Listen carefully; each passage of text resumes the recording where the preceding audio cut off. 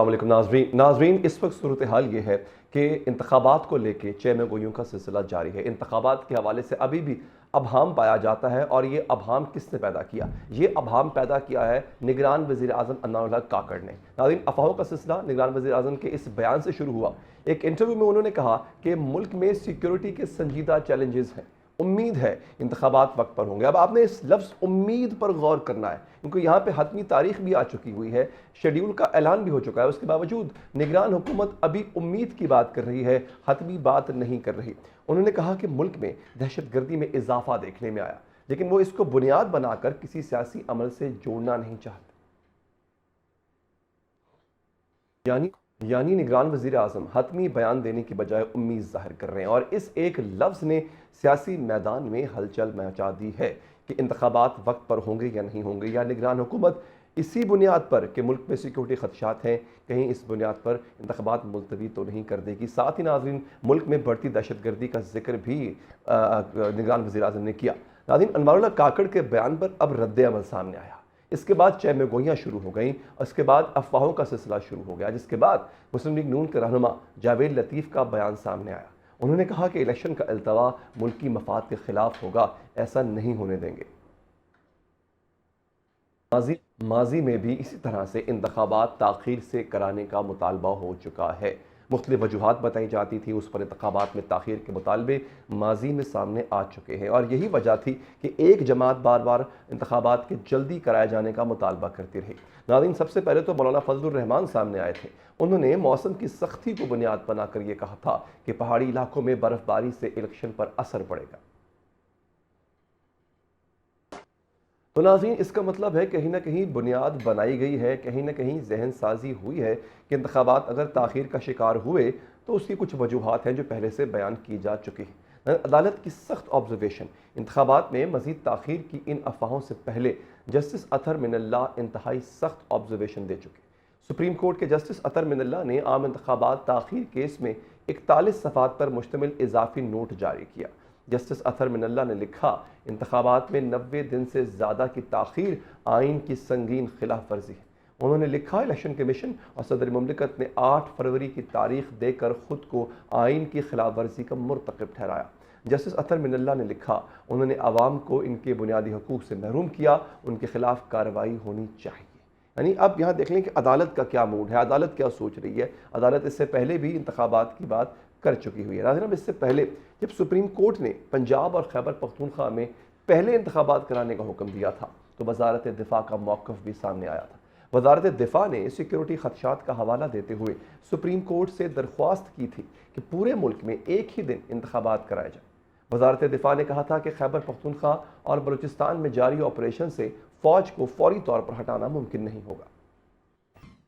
ناظرین، اور اب دوبارہ ملک میں دہشت گردی سر اٹھا چکی۔ آج بھی بنوں میں سیکیورٹی فورسز کے قافلے پر خودکش حملہ کیا گیا، جس سے 2 شہری شہید اور 3 فوجیوں سمیت 10 افراد زخمی ہوئے۔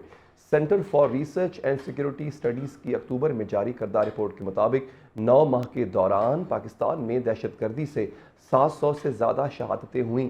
ان میں 137 فوجی اور 208 پولیس اہلکار شامل ہیں۔ تو کیا دہشت گردی کے بڑھتے واقعات پر وزارت دفاع پھر سے سیکیورٹی فراہم کرنے سے انکار کر سکتی ہے، اور کیا انتخابات کی تاخیر میں کوئی صداقت ہے؟ بات کریں گے۔ میں جوائن کیا ہے، ہمارے ساتھ موجود ہیں جناب قمر دلشاد صاحب، آپ انٹرم منسٹر ہیں of law parliamentary affairs Punjab. آپ کا بہت شکریہ دلشاد صاحب۔ ہمیں جوائن کیا ہے معروف قانوندان جناب حسن رضا پاشا صاحب نے۔ جی پاشا صاحب، میں آپ سے آغاز کروں گا۔ سر، یہ بتائیے گا، اب کسی قسم کا کوئی قانونی جواز موجود ہے، اور اگر نہیں ہے تو کیا تراشا جا سکتا ہے کہ انتخابات مزید تاخیر کا شکار؟ علی حیدر صاحب، پہلے ملتوی کرنے کا کوئی جواز تھا اور نہ اب کوئی جواز ہے۔ تراشا جانے کی جہاں تک بات آپ نے کی ہے، تو کہانیاں تو تراشی جا سکتی ہیں، بنائی بھی جا سکتی ہیں، لیکن جو پچھلے ویک میں ایک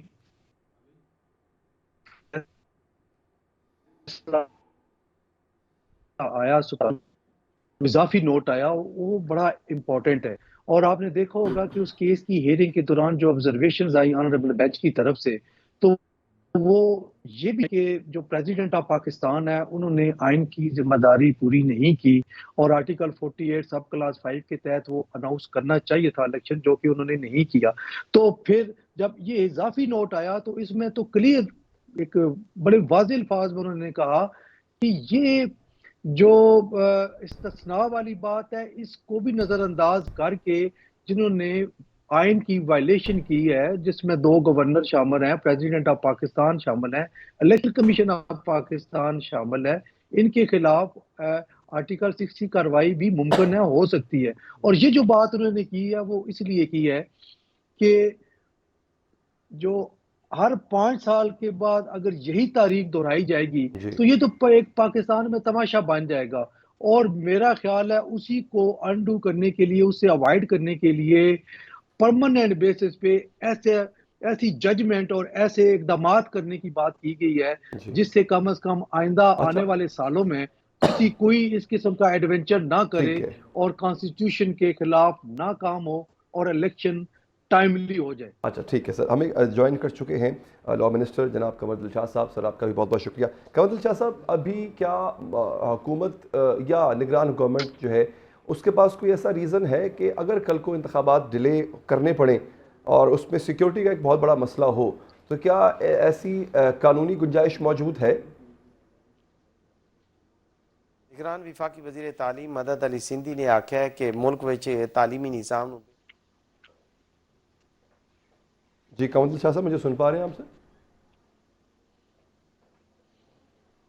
کنور صاحب مجھے سن پا رہے ہیں سر؟ اچھا ٹھیک ہے، پاشا صاحب سر اگین، اچھا سر یہ بتائیے گا کہ ابھی میں اس چیز کو کہ موسم کا بھی حوالہ دیا گیا کہ موسم بھی خراب ہو سکتا ہے، فلاں چیز بھی ہو سکتی ہے، فلاں چیز بھی ہو سکتی ہے، اگر ایک دفعہ پھر وزارت دفاع سیکیورٹی دینے سے انکار کر دے، وہ فنڈز کی بات کی جائے، وزارت خزانہ فنڈز نہ دے، تو پھر صورتحال کیا ہوگی؟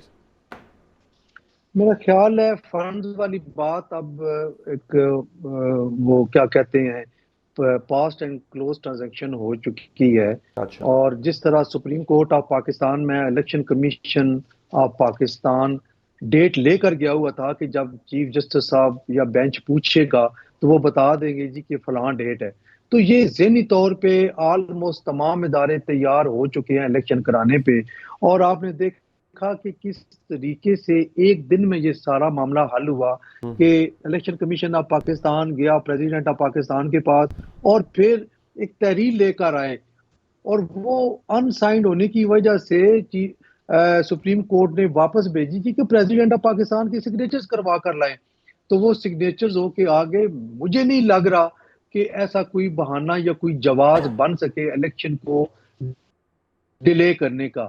آپ کو یاد ہوگا کہ 2013 میں اور 2018 میں اس سے زیادہ مخدوش حالات تھے، جی اور 2008 والے الیکشن میں تو محترمہ بے نظیر بھٹو کو ہم کھو چکے ہیں، اور اس وقت کیا صورتحال تھی، کتنی دہشت گردی کا بازار گرم تھا، لیکن الیکشن ہو گئے، تو میں نہیں سمجھتا کہ اس کو جواز بنا کے ابھی الیکشن جو ہے وہ پوسٹ پون کیے جا سکے، اور نہ ہی ان کو کرنا چاہیے، کیونکہ ملک اگر سٹیبل ہونا ہے تو اس کا واحد راستہ آئینی ہے اور ٹھیک وہ ہے الیکشن والا۔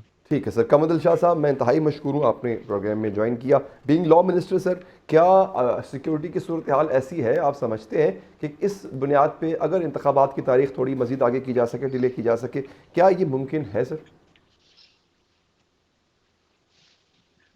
اس میں سب سے بڑی اہم بات یہ ہے کہ الیکشن کمیشن پاکستان نے اپنی تمام تیاریاں جو ہے مکمل کر لی ہے۔ میں سنا اپنے دوستوں کی پینلسٹک ان کی اپنی رائے ہے، اور ان کے جو تحفظات ہیں وہ اپنی جگہ پر جو ہیں وہ اس کا جو ہے وہ خود دینے کے مجاز ہیں، لیکن جہاں تک ہم قانونی طور پہ بات دینے کے مجاز ہیں وہ یہ ہے کہ الیکشن کمیشن پاکستان نے حلقہ بدیوں کا نوٹیفکیشن 30 نومبر کو کر دینا ہے۔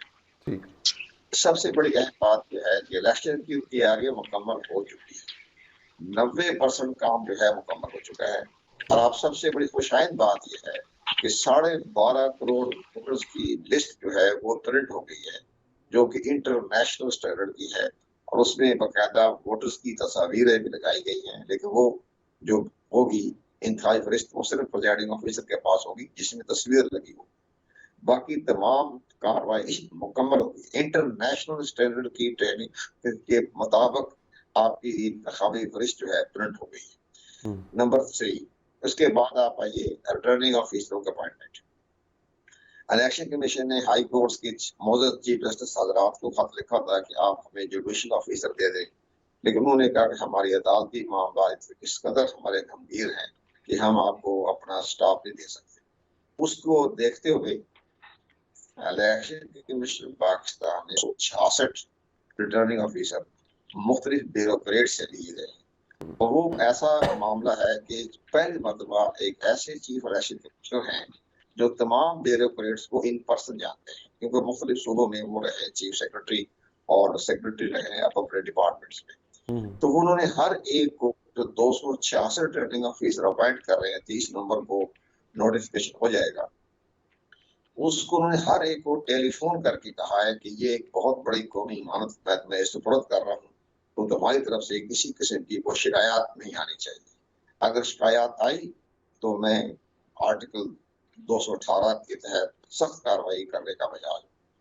اسی طرح انہوں نے چاروں چیف سیکرٹریز کو ڈسکا کی رپورٹ جس میں بڑے اہم فیصلے کیے گئے تھے وہ سب بھجوا دی گئی ہے کہ آپ اس کے مطابق دیکھیں، ہم اس کے مطابق ہی ایکشن لے لیں گے اگر کسی حلقے میں کوئی گڑبڑ ہوئی۔ تو یہ تو دیکھیں، یہ تمام زمینی حقائق ہیں جو الیکشن کمیشن کر رہا ہے۔ اب دیکھیں ریٹرننگ آفیسر اپائنٹمنٹ بھی 266 اور صوبائی اسمبلیز کے لیے 593 جو ہے اس کی لسٹ فائنل ہو رہی ہے، اور وہ بھی چند دنوں میں اس کا بھی نوٹیفکیشن ہو جائے گا۔ جب آپ کے ریٹرننگ آفیسروں کا نوٹیفکیشن ہو رہا ہے، آپ کی سب سے بڑی اہم بات یہ کہ انتخابی فہرست چھپ گئی ہے، پرنٹ ہو گئی ہے، اور ساتھ ہی ڈیلیمیٹیشن کا ہو گیا ہے۔ اب سارے معاملات ایسے ہیں جس سے نظر تو یہ آ رہا ہے کہ الیکشن کمیشن 15 دسمبر سے پہلے آپ کا شیڈول جاری کرے گا سیکشن 57 کے تحت، کیونکہ 54 ڈیز میں انتخابات کروانی ہوتی ہیں۔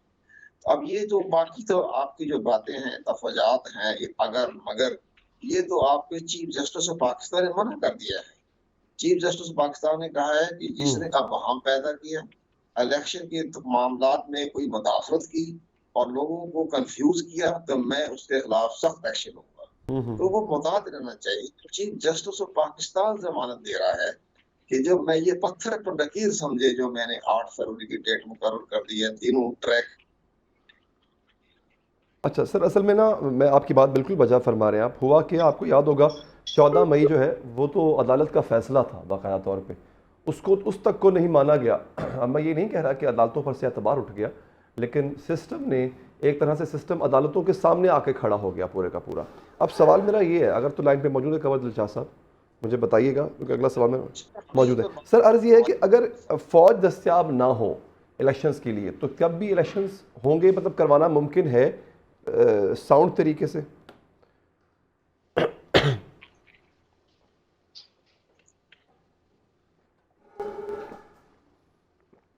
جی کنور دلشاد صاحب مجھے سن پا رہے ہیں سر آپ؟ نہیں، میں تو آپ کو پورا ڈیٹیل آپ کو بتا دیا نا، الیکشن کمیشن کا روڈ میں آپ کو بتا دیا ٹھیک ہے کہ وہ تو مکمل تیار ہیں، کہ کروڑوں روپیہ خرچ ہو گیا، الیکٹر رول تیار ہو گئے ہیں، پرنٹنگ ہو گئی ہے، ڈیلیمیٹیشن کا 30 نومبر کو نوٹیفکیشن ہو رہا ہے، ریٹرننگ آفیسر کا اپائنٹمنٹ ہو گئی ہے، ٹریننگ ہو گئی ہے۔ یہ ساری چیزیں جو ہیں ہونے کے باوجود بھی اگر مگر کی وہ بات کرتے ہیں تو بڑی حیرانگی کی بات ہے نا، کیوں عوام کو کیوں کنفیوژن پیدا کر رہے ہیں؟ عوام کو موٹیویٹ کریں، الیکشن کی تیاری کریں، منشور دیں، اپنے پارٹی کی کارنر میٹنگ کریں، اپنے ایگزیکٹو کمیٹی کی میٹنگ کریں، اور لوگ ووٹر حضرات کو موٹیویٹ کریں۔ سب سے بڑی بات یہ ہے کہ ووٹر حضرات، پاکستان کا ووٹر جو ہے نا وہ بہت عجیب و غریب کیفیت کا نفسیاتی مریض ہے۔ میں صاف بات درج کروں، میں نے کئی ملکوں دیکھے ہیں الیکشن ہوتے ہوئے، وہاں جناب ووٹر بڑا باشعور ہوتا ہے۔ جو ووٹر جو کینڈیڈیٹ جاتا ہے اپنی کانسٹیٹوئنسی میں، وہ پہلا سوال کرتے ہیں کہ آپ نے ہمارے لیے کیا کیا، آپ نے یہ 5 سال آپ ممبر رہے ہیں صوبائی قومی اسمبلی کے، پارلیمنٹ کے، آپ نے ہمارے لیے کیا کام کیا؟ کیا آپ ہمارے علاقے میں آئے؟ کیا ہمارے دورہ کیا؟ کیا ہمارے مسائل ہوئے؟ کیا انصاف ہماری دریز پہ دیا؟ وہ سوال کرتے ہیں بڑے طریقے سے، لڑائی جھگڑے سے نہیں کرتے۔ ہمارے یہاں تو مغلیہ خاندان کی طرف سر جھکا کے اسلام کرتے ہیں، اور سر جھکا کے جناب وہ دربار میں پیش ہو جاتے ہیں۔ اسی سے پوچھا ہے ممبروں سے، آپ نے یہ 1985 سے لے کر 2023 تک کیا کام کیا، 2018 تک کیا کام کیا، آپ نے ہمارے لیے کیا کام کیا؟ کروڑوں روپے آپ کو فنڈ دیے گئے وفاقی حکومت نے، اس پر کیا آپ نے ایکشن لیا؟ कौन सी कार्रवाई हमारे लिए की? वो सवाल करेगा कभी मुझसे? नहीं करते, इसलिए कि वो सारे मुगलिया खानदान की तरफ पर सर झुका के खड़े हो जाते हैं अपने उम्मीदवार के सामने। तो ये हमारा वोटर्स का भी फर्ज है, वोटर्स का ही फर्ज है। आपने इस तरीके से चल रहे हैं, लोगों को समझाना पड़ेगा, सवाल करें कि पूछे। बांग्लादेश में क्या सवाल किया जाता है?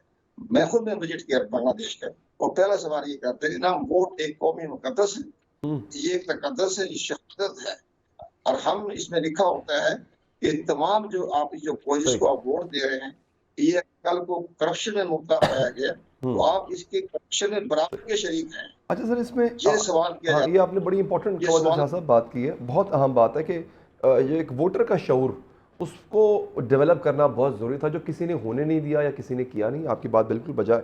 और एक पॉइंट आपने बहुत अहम उठाया, ये मैं पाशा साहब आपकी तरफ लेकर आ रहा हूँ सर। ये जो अगर मगर का सिलसिला है, इसको तो supreme court honourable chief justice ने भी मना किया है इसके हवाले से।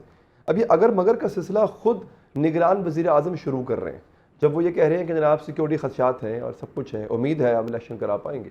तो इसमें जो अगर मगर यहाँ से जो शुरू हुई है, so do you think he should be the one to be held responsible for this? बिल्कुल, अगर उनकी जो स्टेटमेंट है इस तरह की वो अवॉइडिंग है कि इलेक्शन से पहले तय करने की बात है, तो फिर यकीनन वो भी इस चीज़ के जिम्मेदार हैं और उनके खिलाफ भी कार्रवाई हो सकती है, क्योंकि बड़ा categorically honourable chief justice of Pakistan ने एक बात की थी, और ये आपने भी उन पे प्रोग्राम किए कि जब उन्होंने कहा कि पत्थर पे लकीर है, और अगर किसी बंदे ने कोई एम्बिग्विटी पैदा करने की कोशिश की और इलेक्शन के हवाले से कोई ऐसी चीज़ें स्प्रेड की जिससे ये तासुर दिया जा रहा हो कि इलेक्शन पोस्टपोन होने जा रहे हैं, तो उनसे निपटा जाएगा। तो मेरा ख्याल है कि प्राइम मिनिस्टर ऑफ पाकिस्तान, उनको सोचना चाहिए कि जिस पेडेस्टल पे वो फाइज हैं और जहाँ पे वो जितने आला मनसब पे वो हैं, उनको ऐसी बात करते हुए यकीनन सोचना चाहिए, क्योंकि ultimately he would be the beneficiary. अगर इलेक्शन डिले होते हैं खुदा न खास्ता, तो वो बेनिफिशियरी होंगे और वही केयर टेकर के तौर पे पुल ऑन करेंगे। तो मुझे नहीं लगता कि उन्होंने कोई इस बारे में सोचा होगा कि इसके कॉन्सिक्वेंसेस वो सुप्रीम कोर्ट ऑफ पाकिस्तान की जानब से बड़े शदीद भी आ सकते हैं। ठीक है, इस पे कमर शाह साहब आप क्या कहना चाहेंगे सर? क्योंकि एक एम्बिग्यूटी अगर काकड़ साहब की तरफ से स्टार्ट की गई है, तो ऐसा नहीं करना चाहिए था उनको। उनको तहफ़्फ़ुज़ात का इज़हार किया है। इसमें सबसे बड़ी अहम बात है कि हम अपनी जगह पे दुरुस्त कह रहे हैं, इसलिए कि आपकी इलेक्शन भी होने हैं, आइन भी देखना है और स्टेट भी देखनी है। जब तीनों चीजें आपके सामने आ जाए तो स्टेट का मफादात है वो प्राइम होता है, आइन उसके नीचे होता है। जब आपका स्टेट खतरे में पड़े तो आइन की क्या हैसियत है? जब स्टेट खतरे में पड़ जाए तो फिर आइन की हैसियत नहीं रहती। आइन ने आगे रास्ते दिए हुए हैं, आर्टिकल 254 भी दिया हुआ है, लेकिन बहरहाल सबसे बड़ी अहम बात है स्टेट का मामला। जो हमारा आइन का आर्टिकल 5 जो है वो ये कहता है कि हर शहरी, इसमें सब आ जाते हैं, हर शहरी जो है बाइंड टू स्टेट है, बस खत्म, एक लाइन लिखी हुई है। तो इस लिहाज से ये आपका सेक्शन है। और आर्टिकल 5 बड़ा इंपॉर्टेंट है, इसके नीचे आर्टिकल 6 आता है। इसलिए हम ये कह रहे हैं कि जनाब सबसे पहले स्टेट भी देखनी पड़ती है, हालात भी देखने पड़ते हैं, लेकिन इस वक्त हालात मामूल पर जा रहे हैं, इसलिए इलेक्शन कमीशन ने अपनी सारी तैयारियां मुकम्मल कर दी है। इस लिहाज से हमें नजर यही आ रहा है कि इलेक्शन 8 फरवरी को हो जाएगा। अभी 70 दिन है, अभी तो 70 डेज में सारे के छोटे मोटे के मसाइल हैं वो दूर हो जाएंगे, सिक्योरिटी के मसाइल हैं और मामला देखें वो सारे मामले तय हो जाएंगे। जो ही ये इलेक्शन शेड्यूल जारी हो गया तो आपके सब रास्ते अगर मगर के बंद हो जाएंगे। अच्छा ठीक है पाशा साहब, इसलिए हमें नजर आएगा, हाँ जी, नोटिफिकेशन हो जाएगा। अच्छा ठीक है पाशा साहब, सर आपको लगता है कि इलेक्शन साफ और शफाफ होंगे? ये बड़ा मैं सीधा सवाल पूछ लिया आपसे, साफ और शफाफ, लेवल प्लेइंग फील्ड सब के लिए, क्या ये होगा? देखें, इससे पहले जब इलेक्शन, आप बिल्कुल 5 साल पहले चले जाएं या उससे पीछे चले जाएं, आप यकीन करें कि जो इलेक्ट्रॉनिक मीडिया और फिर सोशल मीडिया जितना ये 5-7 सालों में एक्टिव हुआ है, उसमें बड़ी ऐसी बहुत सारी चीज़ें वेल बिफोर टाइम पता चल जाती हैं और कमिट होने के बाद इस तरह ऑन एयर हो जाती हैं कि पता चलता है कि हर बंदा वहाँ पे, हर बंदे के हाथ में कैमरा है, हर बंदा इतना चौकस है, इतना एक्टिव है کہ وہ میں نہیں سمجھتا کہ ایسی کوئی امبیزلمنٹ الیکشن میں ہو سکے بہت وائٹل قسم کی کہ جو کسی کی نظروں سے چھپ سکے.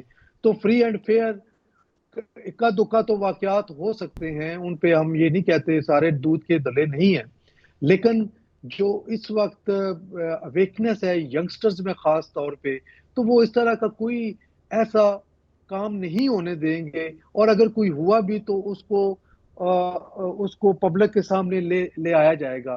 تو میرا خیال ہے کہ یہ احتیاط بہرحال کرنی پڑے گی اداروں کو کہ الیکشن فیئر اینڈ فری ہوں، اور یہ ضمانت بھی سپریم کورٹ آف پاکستان نے دی ہے، اور اس میں باقی اداروں کا بھی یہ فرض ہے کہ وہ فری اینڈ فیئر الیکشن کی ضمانت دیں، تاکہ یہ نہ ہو کہ اگلے 5 سال کو حکومت بن بھی جائے تو اس کی کریڈیبلٹی پہ کوسچن مارک لگے رہیں، او جی فلاں کو انہوں نے موقع نہیں دیا، فلاں کے الیکشن میں اس طرح کی دھاندلی ہوئی ہے، یہ ہے وہ ہے. یہ ساری چیزیں اس کو بہرحال اوائڈ کرنا چاہیے اگر اس ملک کی بہتری کے لیے ہم سب فکر مند ہیں اور یہ رکھتے ہیں سوچ کہ الیکشن فری اینڈ فیئر ہونے چاہیے. تو پھر کوئی میں نہیں سمجھتا کہ کوئی ایسی چیز ہو سکتی ہے جس پہ اعتراض ہو جائے. ٹھیک ہے پاشا صاحب، بہت بہت شکریہ، آپ نے پروگرام کے لیے وقت نکالا. قمر دل شاہ صاحب، آپ کا بھی بہت بہت شکریہ. ایک وقفہ لیں گے، وقفے کے بعد غزہ کی صورتحال پر بات کریں گے.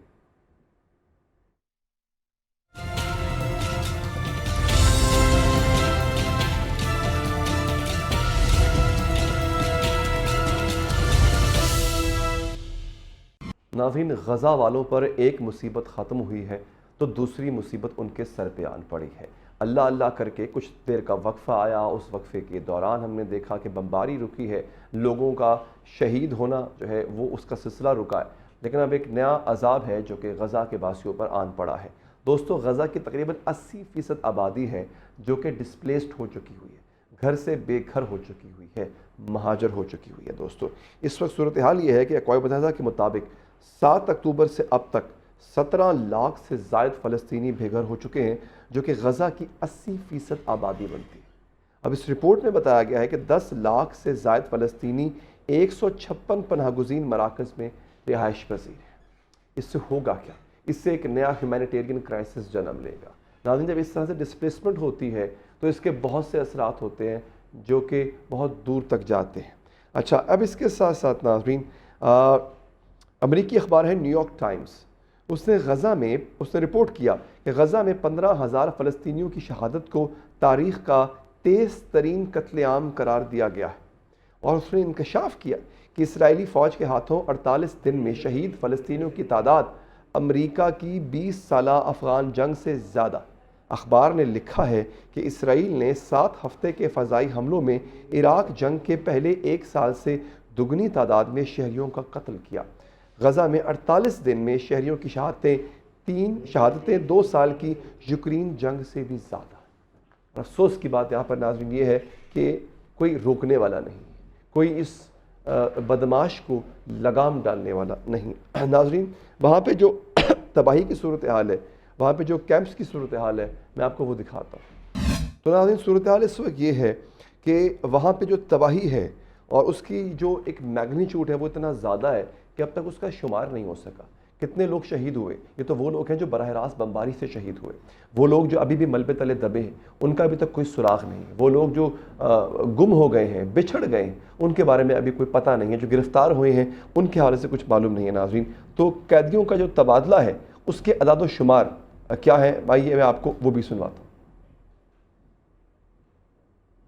اچھا ناظرین، غزہ پر 48 روز تک اسرائیل کی بارود گردی کے بعد ہونے والی 4 روزہ جنگ بندی کا آج آخری دن ہے.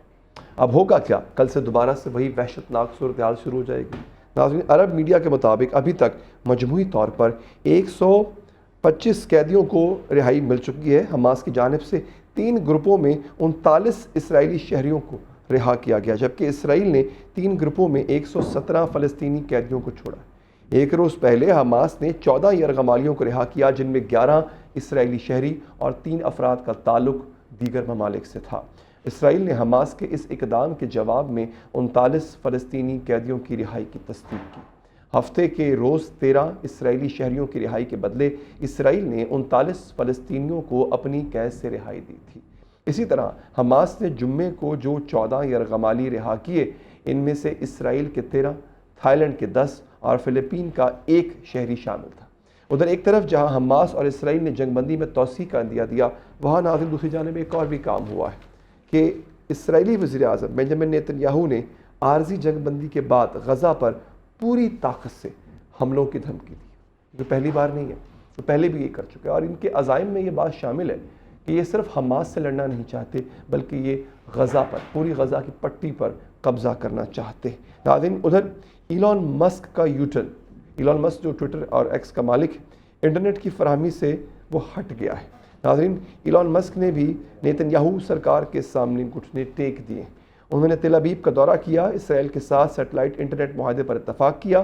اسرائیلی وزیر مواصلات شلومو کرہی نے اعلان کیا کہ Starlink satellite internet system Israel کی وزارت مواصلات کی منظوری کے بغیر غزہ میں نہیں چلایا جائے گا۔ اس سے پہلے اسرائیل کی جانب سے غزہ میں انٹرنیٹ معطل کرنے کے بعد ایلان مسک نے ایکس سے اپنے بیان میں اعلان کیا تھا کہ Starlink satellite internet system company Gaza کی پٹی میں معروف بین الاقوامی امدادی تنظیموں کو کنیکشن کی خدمات فراہم کرے گی۔ اچھا ناظرین، اب ایک اور صورتحال ہے، جیسا کہ میں نے عرض کیا کہ وہاں پہ ہیومینیٹیرین کرائسس ہے، وہاں پہ ڈاکٹرز کی بہت ضرورت ہے۔ پاکستانی ڈاکٹر ہیں جو کہ غزہ جانا چاہتے ہیں۔ اس وقت ہزاروں فلسطینی زخمی، ہزاروں فلسطینی بالکل دہانے پہ کھڑے، زندگی اور موت کی کشمکش کے درمیان ہیں۔ ناظرین پاکستان سے 3000 کے لگ بھگ ڈاکٹرز رضاکارانہ خدمات سر انجام دینے کے لیے تیار ہیں۔ ان ڈاکٹرز میں تقریباً 50% خواتین ہیں، لیکن اب تک مصر نے پاکستانی ڈاکٹروں کو ویزا جاری نہیں کیا ہے اور نہ ہی رفح بارڈر کے ذریعے غزہ میں داخلے کی اجازت دی ہے۔ دوستو بات کریں کہ اسی حوالے سے ہمارے ساتھ وہ ڈاکٹر صاحب موجود ہیں جو کہ غزہ جانا چاہتے ہیں، سرو کرنا چاہتے ہیں، ڈاکٹر حفیظ الرحمان صاحب۔ ڈاکٹر صاحب بہت شکریہ سر، آپ نے پروگرام کے لیے وقت نکالا۔ سر کیا دشواری ہے؟ پہلے بات تو یہ کہ میں آپ کے جذبے کو سراہوں گا، اللہ تعالیٰ آپ کو ہمت دے، یہ بہت بڑا کام ہے جو آپ کرنے جا رہے ہیں۔ اس وقت کیا ہرڈلز درپیش ہیں آپ کو؟ بسم اللہ الرحمن الرحیم جی، میرا نام ڈاکٹر حفیظ الرحمان ہے۔ میں نے الخدمت فاؤنڈیشن کے پلیٹ فارم سے اپنے آپ کو والنٹیئر کیا تھا غزہ میں ریلیف ایکٹیویٹیز کے لیے۔ ودن دا ویری فرسٹ ویک ہم سے جو الخدمت والوں نے کانٹیکٹ کیا، انہوں نے کہا جی کہ آپ ہمیں اپنے پاسپورٹس وغیرہ بھجوا دیں۔ تو ویری نیکسٹ ڈے میں نے جو ان کی ریکوائرمنٹس تھیں وہ سارا کچھ ان کو بھجوا دیا تھا۔ پھر I kept on getting in touch with them and ask them کہ کہاں پہ ویئر ڈو وی اسٹینڈ۔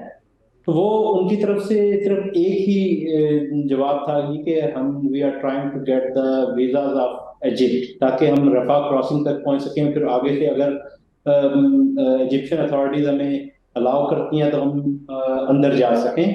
تو ابھی تک وہ ہمیں ایجپشن ویزاز نہیں ملے۔ آپ آئی ڈونٹ نو اس میں کیا ہرڈل ہے، لیکن ابھی تک ویزاز کا ہی ایشو ہے، اسی وجہ سے ہم نہیں جا پا رہے۔ اور جہاں تک نمبر آف ڈاکٹرز کی تعلق ہے، وہ تقریباً 2800 کے قریب وہ لوگ ہیں جنہوں نے صرف الخدمت فاؤنڈیشن کے ساتھ والنٹیئر کیا ہے۔ اور آپ سن کے حیران ہوں گے کہ 2800 ڈاکٹرز میں سے 50% ڈاکٹرز جو ہیں وہ فیمیل ڈاکٹرز ہیں جنہوں نے اپنے آپ کو والنٹیئر کیا ہے، despite of knowing all the horror and all the hostile environment, they still volunteer them to serve in Gaza. اچھا سر، تو یہ بتائیے گا کہ آپ کو وہاں کے حالات کا علم ہے؟ مطلب آپ کو یہ اندازہ ہے کہ وہاں پہ کام کرنا کتنا مشکل ہوگا؟ آپ کے لیے جان کو بھی خطرہ ہو سکتا ہے اور ہے بھی۔ انفیکٹ ادویات وہاں پہ نہیں ہے، ایکوپمنٹ نہیں ہے، الیکٹریسٹی نہیں ہے، ایسے حالات میں آپ کام کیسے کریں گے؟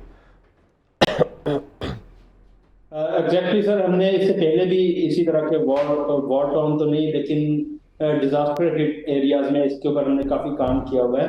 تو الخدمت فاؤنڈیشن کے ہی تعاون سے ہم نے ایک 50 بیڈڈ فیلڈ ہاسپٹل کا آلموسٹ ارینج کیا ہوا ہے۔ اس کی ساری لیجسلیشن پوری ہو چکی ہے، اس کے آرڈرز پلیس کیے جا چکے ہیں۔ وی آر جسٹ ویٹنگ کہ ہمیں کوئی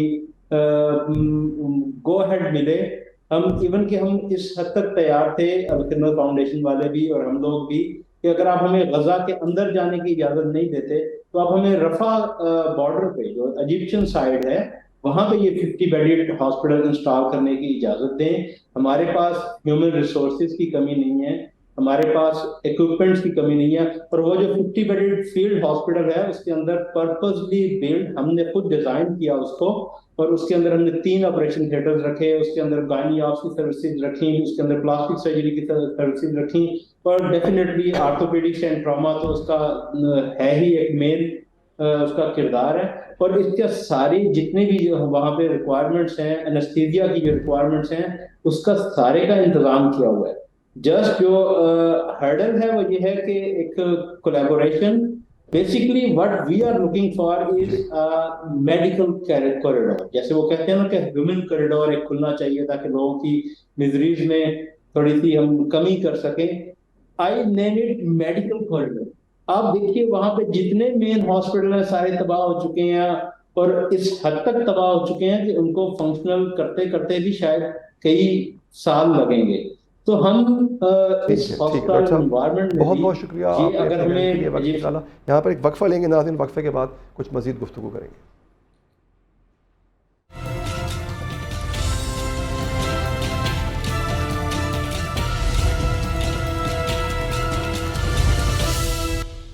ناظرین, پاکستانی حکام سے مذاکرات کے لیے IMF ماہرین کی ٹیم اسلام آباد پہنچی ہے. ٹیکس نیٹ اور ٹیکس ریونیو بڑھانے پر مشاورت کی جائے گی. ذرائع کے مطابق 10 لاکھ افراد ٹیکس نیٹ میں لانے کا ہدف ٹیکس ٹو GDP کا تناسب 15% تک بڑھانے کے لیے ترامیم کا فیصلہ کیا جائے گا. پاکستان کی معاشی ترقی کے لیے ٹیکس ادا کرنے والے افراد کی تعداد بڑھانا ضروری ہے. اس وقت صورتحال ہے کیا؟ پاکستان کی صورتحال یہ ہے کہ یہاں نہ طاقتور ٹیکس دیتا ہے, نہ اقتدار والا ٹیکس دیتا ہے, نہ پراپرٹی ڈیلر ٹیکس دیتے ہیں, نہ ہی زمیندار ٹیکس دیتے ہیں, نہ ہی دکاندار. بڑے بڑے زمیندار تو خود حکومت کا حصہ ہوتے ہیں, پالیسیز ہی ایسی بنواتے ہیں کہ ٹیکس نہ دینا پڑے. ماہر معیشت حفیظ پاشا بتا چکے ہیں کہ پورے ملک کی 22% زرعی زمین صرف 1% زمینداروں کے پاس ہے. اس زمین سے وہ سالانہ بنیادوں پر 900 ارب روپے آمدن حاصل کرتے ہیں اور ٹیکس صرف 3 ارب روپے دیتے ہیں. مشکلات میں ٹیکس دینے کو کوئی بھی تیار نہیں ہے. PTI دور کے چیئرمین FBR شبر زیدی یہ انکشاف کر چکے ہیں کہ انہوں نے ایک بڑے زمیندار کو نوٹس بھیجا تو شاہ محمود قریشی کی قیادت میں 40 اراکین اسمبلی ان کے پاس آ گئے اور ان سے کہا, آپ ہم سے ٹیکس لینے کے چکروں میں نہ پڑیں, یہ آپ کے بس کا کام نہیں. اور ناظرین, یہی صورتحال باقی طبقات کی بھی ہے. تو ٹیکس نیٹ کیسے بڑھایا جائے گا پوچھیں گے. ہمیں جوائن کیا ہے ماہر معیشت ڈاکٹر فاروق سلیم صاحب نے. ڈاکٹر صاحب بہت شکریہ. ڈاکٹر صاحب, یہ تب نہیں ہو پایا تھا, اب کیسے ہو پائے گا سر؟ دیکھیے, پہلی بات تو یہ ہے کہ تقریباً 70% سے زیادہ جو حکومت ٹیکس اکٹھا کرتی ہے وہ انڈائریکٹ ٹیکسیشن کی صورت میں ہوتا ہے. اور یقین جانیے کہ پاکستان کا ہر بچہ, بوڑھا, مرد اور عورت جو ہے وہ ٹیکس نیٹ کے اندر شامل ہے, وہ ٹیکس دیتا ہے. صرف وہ پاکستانی جو بجلی نہیں کنزیوم کرتا, جس کے گھر گیس کا میٹر نہیں لگا, جو پیٹرول نہیں خریدتا, وہ شاید ٹیکس نہ دیتا ہو. باقی جتنے بھی پاکستانی ہیں وہ ٹیکس نیٹ کے اندر شامل ہیں. اور ایک جو IMF کی پالیسی رہی ہے کہ ٹیکس زیادہ سے زیادہ اکٹھا کیا جائے, یہ IMF کی اپنی پالیسی جو GDP گروتھ کے سلسلے میں آتی ہے, یہ آپس میں ایک بہت بڑا تضاد بن جاتا ہے. اگر آپ پاکستان کے اندر مزید ٹیکس ڈالنا چاہتے ہیں, مزید ٹیکس اکٹھا کرنا چاہتے ہیں, تو پھر یہ نہیں کہہ سکتے کہ ہماری GDP گروتھ بھی ساتھ اچھی آنی شروع ہو جائے. یا GDP گروتھ بڑھے گی یا ٹیکس کا ریٹ آپ بڑھا دیں, دونوں چیزیں اکٹھی نہیں ہو سکتی.